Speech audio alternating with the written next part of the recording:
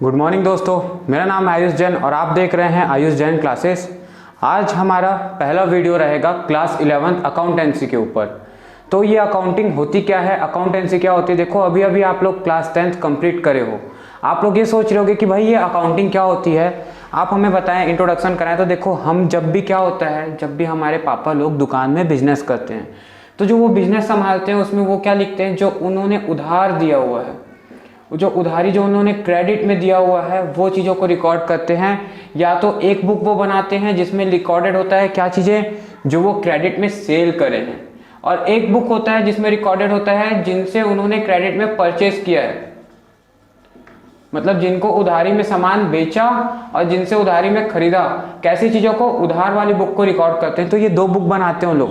देखना एक red colour की वो बुक मेंटेन करते हैं, तो उसमें शुरू में पेज नंबर रहता है, उस पेज नंबर में कितने लोग हैं उनके अकाउंट नंबर्स रहते हैं और उसके सामने उनका नाम लिखा होता है, जो भी उनका नाम है, और उसमें पेज नंबर होता है कि उनकी जितने भी उन्होंने सामान खरीदे वो किस पेज से किस पेज नंबर तक है। तो इसको हम लोग बोलते हैं सिंगल एंट्री, और इसको हम लोग बोलते हैं अकाउंटिंग फॉर इनकम्प्लीट रिकॉर्ड। ये इनकम्प्लीट रिकॉर्ड है, ये सिंगल एंट्री सिस्टम बोल सकते हो इसको, इनकम्प्लीट रिकॉर्ड है ये, incomplete record of book keeping. बेटा बुक कीपिंग मतलब क्या होता है, देखो जब भी हम लोग किसी चीज को, जो भी बिजनेस में ट्रांजैक्शन हो रहा है उसको पैसे के फॉर्म में बुक्स ऑफ अकाउंट में, मतलब बुक्स ऑफ अकाउंट मतलब जितने भी डिटेल्स हैं, जितने भी ट्रांजैक्शन हैं उसको हम लोग एक अकाउंट में रिकॉर्ड करते हैं, और उसमें साल भर का, मतलब कि एक फाइनेंशियल ईयर का, देखो एक साल की अकाउंटिंग होती है। हमारा कैलेंडर ईयर कब से चलता है, 1 जनवरी से 31 दिसंबर तक, ये कैलेंडर ईयर होता है। लेकिन जब भी हम अकाउंटिंग करते हैं तो हमारी अकाउंटिंग ईयर जो होती है, जो अकाउंटिंग करने की जो डेट होती है वो होती है 1 अप्रैल से बिगिनिंग से 31 मार्च तक। मतलब हम फाइनेंशियल ईयर को अपनी अकाउंटिंग ईयर में बेसिकली कंसिडर करते हैं, जब तक क्वेश्चन में ना बोला हो कि वो कैलेंडर ईयर के हिसाब से।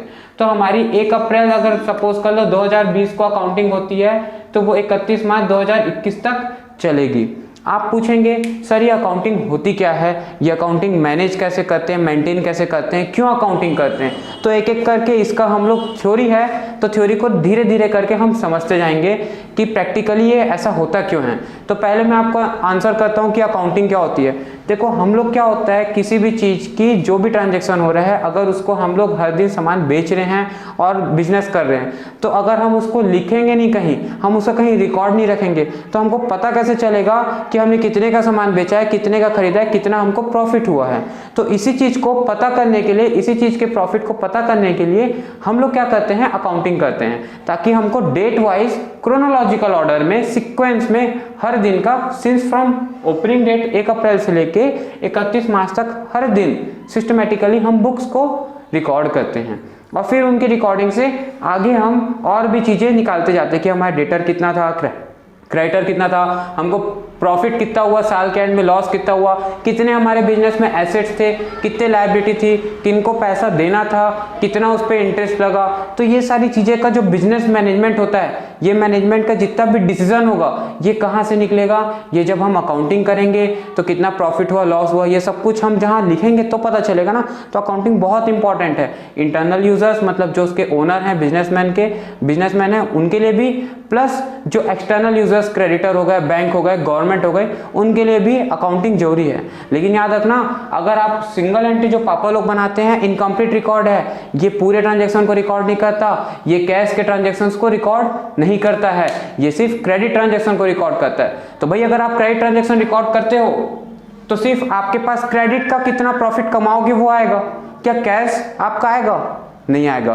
तो इसीलिए जब हम डुअल एंट्री अप्रोच बनाते हैं, double entry books of accounting बनाते हैं, तो उसमें हम कैश ट्रांजैक्शन को भी रिकॉर्ड करते हैं। तो ये आपको, आपकी टीएस ग्रिवाल एक बुक आपको प्रिफर करनी है, टीएस ग्रिवाल रिफ्रेशर अकाउंटिंग के लिए। उसमें चैप्टर नंबर 3 है और 4 है। तो 4th नंबर का जो चैप्टर है उसमें आपको ये बताया गया है कि कैश बेसिस ऑफ अकाउंटिंग क्या होता है और एक्रूअल बेसिस ऑफ अकाउंटिंग क्या होता है। तो हम जब बुक्स ऑफ अकाउंट रिकॉर्ड करते हैं तो कैश बेसिस में भी करते हैं और एक्रूअल बेसिस में भी करते हैं। ये मैं आने वाले वीडियोस में आपको और अच्छे से एक एक करके समझाऊंगा। फिलहाल ये इंट्रोडक्टरी वीडियो था कि अकाउंटिंग क्या होता है। अब आपको ये समझ में आ गया कि हम क्रोनोलॉजिकल ऑर्डर में रिकॉर्ड करते हैं, अकाउंटिंग करना क्यों जरूरी है। डबल एंट्री इसलिए रिकॉर्ड करना जरूरी है क्योंकि एक ट्रांजेक्शन में आप देखो, जब कुछ सामान खरीदते हो तो आपको कुछ देते भी हो।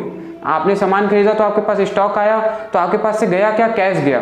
वैसे ही जब आप सामान बेचते हो तो आपके पास कैश आ रहा है या क्रेडिट में आपका डेटर बढ़ जाएगा। मैं समझाऊंगा ये आगे टर्म्स, बेसिक अकाउंटिंग टर्म्स जब मैं आपको समझाऊंगा आने वाले वीडियोस में, तो आपको एक एक टर्म अच्छे से क्लियर करते जाऊंगा। फिलहाल आप ऐसा समझ लो कि मैं अगर किसी से सामान बेचता हूं तो मेरे पास कैश आएगा और मेरे पास से सामान जाएगा, तो ये मेरी सेल्स हो गई।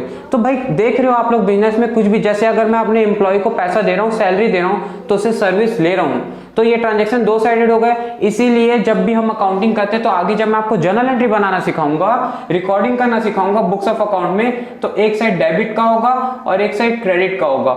ये मैं आपको अप्रोच भी समझाऊंगा, रूल कैसे लगता है ये भी समझाऊंगा। आज का आपका काम रहेगा कि आप इंट्रोडक्शन टू अकाउंटिंग, जो उसमें advantage, disadvantage, object of accounting, limitations of accounting important है, तो ये सारी चीजों को आप घर में फर्स्ट चैप्टर को टी.एस. ग्रीवाल से पढ़ेंगे। आज का आपका ये काम है। एक और बात याद रखने के लिए आपको है, जो मेरी आखिरी बात है इस चैप्टर के लिए, वो ये है कि बेटा हमारी 3 प्रकार की अकाउंटिंग होती है, और हम किस चीज की अकाउंटिंग कर रहे हैं तो वो मैं आपको बाद में बताऊंगा। पहली होती है कि सामान जो हम बनाए, देखो आप देख पा रहे होगे ये कॉस्ट एंड मैनेजमेंट अकाउंटिंग लिखी है। तो कॉस्ट अकाउंटिंग जो होती है ना बेटा, वो बताती है कि एक सामान को बनाने की कीमत कितनी पड़ी, कैसे निकालेंगे, ये आप आगे चल के पढ़ोगे इस बुक में, कॉस्ट अकाउंटिंग में। आप ये आगे आफ्टर 12th जब भी आप अपना आगे का फर्दर बीकॉम, एमकॉम या सीए करने जाओगे तो आपको वहां मिलेगा। दूसरी बुक होती है बेटा एक मैनेजमेंट अकाउंटिंग की। ये आप सीखोगे कि मैनेजरियल डिसीजन लेने के लिए मैनेजमेंट को क्या क्या प्रकार की अकाउंटिंग की जरूरत पड़ती है, ये भी आप बाद में पढ़ोगे। और तीसरी इंपॉर्टेंट चीज जो आप पढ़ोगे वो है बेटा आपकी फाइनेंशियल अकाउंटिंग, जो आप अभी पढ़ोगे, फाइनेंशियल अकाउंटिंग और बुक कीपिंग। ये फाइनेंशियल अकाउंटिंग जो है, इसमें आप rules of debit and credit, business में कितना प्रॉफिट कमाया, लॉस हुआ, ये सब आप फाइनेंस से निकालते हो, तो फाइनेंशियल अकाउंटिंग इसका नाम है। तो आपकी बुक का नाम भी दिया होगा टी.एस. ग्रीवाल का, double entry bookkeeping financial accounting T S. Grewal class 11 CBSE। तो ये आपको अच्छे से अपना पहला पार्ट जो है, पहला चैप्टर जो है वो आपको थ्योरी का रेडी करना है। कल हम और एक और वीडियो के साथ में आपके पास आगे आएंगे। That's all.